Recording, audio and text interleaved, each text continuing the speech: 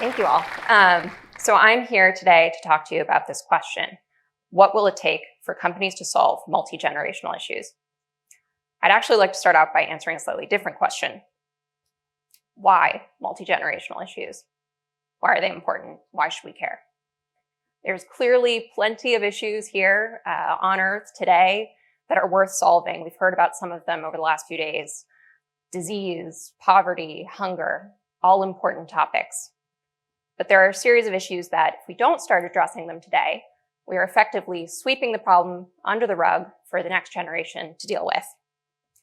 And in particular, my company, Blue Origin, is very focused on the issue of Earth, humanity's blue origin, if you will. So Earth is the best planet. It is perfect in many, many ways. Climate, gravity, air, water. We like to say there is no planet B for humanity. We were made for it. It was made for us. But at the same time, humanity has an issue with Earth. Earth is finite. It is fragile. And I don't think I need to tell people in this room that we are burning through Earth's resources at an unsustainable rate. Take, for example, our energy consumption. In just 200 years, we won't be able to produce enough energy even if we cover the entire planet with solar cells. And that's assuming we keep making all these great innovations we've talked about earlier, improved efficiencies, improved storage, and improving how we use our energy. And the irony with this challenge is Earth might be finite, but the solar system, when you change your reference frame, the solar system is abundant with resources. It has solar energy, it has minerals, it has metals, it has space even. We could actually move harmful activities, harmful industries off of our Earth into space and thereby preserve Earth for generations to come as a natural oasis, and a nature preserve, if you will. And this is the challenge that my company is aiming to solve. As was mentioned in the intro, Blue Origin was founded by former Amazon CEO Jeff Bezos with this vision in mind. A vision of enabling a future where millions of people are living and working in space for the benefit of Earth. Now, I know that's a big vision. That's something that's not going to be solved today, not going to be addressed in one generation, certainly. And this is why it is a multi-generational challenge. It is a multi-generational issue. And I'd like to take this talk today to share some of the lessons learned, some of the findings that Blue Origin has found through our work, in hopes that you may be able to apply them to your companies, to your practices, to take on multi-generational issues yourself. So what will it take? Well, the first thing it'll take is comfort with uncertainty. We can't know what the future will look like with any sort of certainty. And I know some of my fellow Codex speakers have referenced the prophetic nature of science fiction, so I hope you'll let me do the same very briefly. 1867. Year is 1867. Jules Verne published Earth to the Moon. This is a fictional novel which imagined a group of explorers fashioning a spaceship basically in the shape of a large bullet fired from a loaded gun, of course, outfitted with all of the necessities for such a journey, including their dog. Now, Jules Verne didn't get it right.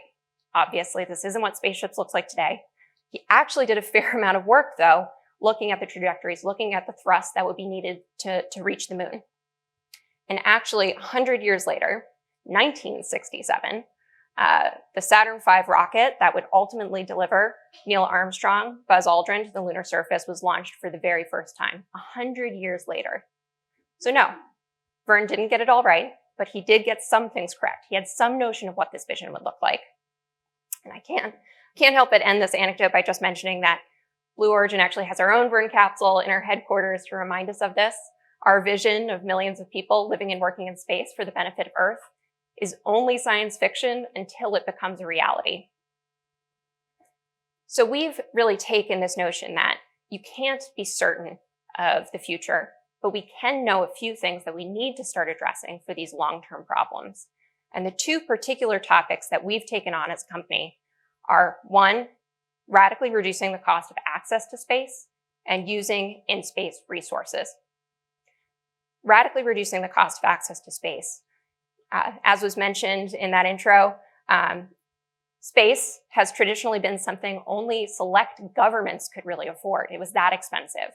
And we are now in a realm where private citizens can actually afford space launches. We are radically lowering what it costs to access space. And in particular, Blue Origin is focused on reusable rockets, liquid propulsion systems that power them, human spaceflight, all things that are critical to enabling that future of millions of people in space. And not only is it about lowering the cost of access to space, it's doing so in a way that is reliable, safe, routine. We like to talk about building a road to space. If you're going on a journey, you don't normally assume that you have to build the road or build the infrastructure. It's there already. We need that road to exist before we can have millions of people in space. So that's the first element we're working on. But even as the cost of access to space goes down, you don't take everything with you on a long journey. You use what's around you. You use the resources available to you there. And that's why we're really focused on lunar landers and returning humanity to the moon. We haven't been back since the Apollo era. We haven't landed women, people of color on the lunar surface, for example. We need to return to the moon, our closest celestial body, to access the resources there, learn how to use them, learn how to harness in-space resources for the benefit of Earth. So we can't know exactly what that future of millions of people in space are going to look like, but we know that these are two things we have to solve, we have to start work on in order to reach that future. The next thing it'll take is patience. So multi-generational issues, not going to be solved tomorrow. In order to get millions of people in space, we first need thousands, dozens. We've actually only had ever about 600 people in space. We just hit the most people ever in space in one time. It was 19 people. So we are a long, long way from 1 million people in space, certainly. And part of the issue with that, some of the investors in the room, startups in the room will be familiar with a curve like this that says, first, to make money, you need to lose money. And this can be really daunting when you're trying to be patient for those returns. In particular, that so-called valley of death where you're losing money, you aren't seeing returns just yet, can be incredibly daunting for an industry like space, where the costs are very high, the time very long to invest and build these systems. But we have to, as investors, we have to, as companies, shift our mindset, start to think about the long term, start to think about the benefits and the returns in different timescales. We're used to months, quarters, years, not decades, certainly not generations. So this is a really big challenge that we have to figure out how to solve as an industry. Now, I just said, I can't tell you with any certainty the future. I can't tell you the timescales you have to be patient for. But again, just a notional thought about how to shift our mindset. We actually have near our launch site in Texas, a clock designed to function for 10,000 years. We don't think about issues on those types of timescales as companies, as innovators very often. We need to start thinking in whole new types of regimes of time. And the last point I'll make on this one is actually a motto that our company has, Gradatim Ferociter, which translates to step by step ferociously. And you'll see our crest here that pulls from Aesop's fables, the tortoise and the hare. Tortoise, slow and steady wins the race. We strongly believe we have to go step by step. You have to be patient. You have to think about the long-term benefits and not look for the quick wins. At the same time, and I actually think that this is a real innovation of itself, this business mindset of thinking about the long term, but using natural market forces to push you forward, incentivize you to move quickly and ferociously. So this is something we think about a lot in our mindset for our company. And lastly, and perhaps most importantly, multi-generational issues take the next generation. I mentioned two of the areas we're working on, radically reducing the cost of access to space and using in-space resources. This is actually the third element of our mission as a company. That is how important we view this topic. This is absolutely critical to solving our challenge, our multi-general issue we're taking on. And to that end, Blue Origin actually founded a nonprofit arm, the Club for the Future, to inspire the next generation to pursue careers in STEM, to pursue STEM education, and really build that future of life in space. And actually, if it works correctly, I'm gonna hopefully play a quick video so you can hear from that next generation and hear a bit about one of the missions we're taking on with Club for the Future, our Postcards to Space program.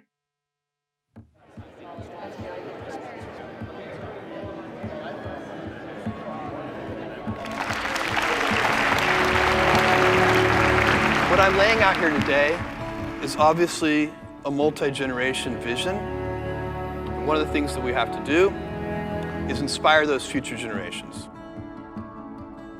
And so today I'm announcing that Blue Origin is founding the Club for the Future, whose mission is to inspire young people to build the future of life in space. So we're going to ask K through 12 students to send us postcards with their dreams of the future. And then we're going to send them to space in New Shepard, bring them back and mail them back to you. We're from Blue Origin. We are going to be sending some postcards to space. And we really wanted to bring that access to students to inspire them. I'm interested in space medicine and space exploration, so I have a futuristic city with a rocket launching, and it's going to be a giant caduceus on the top, which is a symbol for medicine.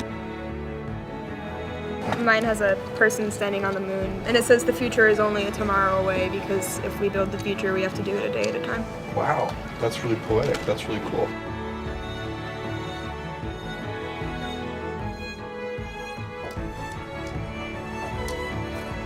Today we're loading the Club for the Future postcards into payload lockers, and those are going to be loaded into the crew capsule.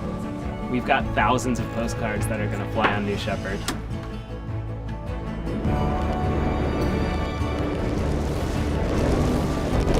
And it's this generation's job to build that road to space so that the future generations can unleash their creativity.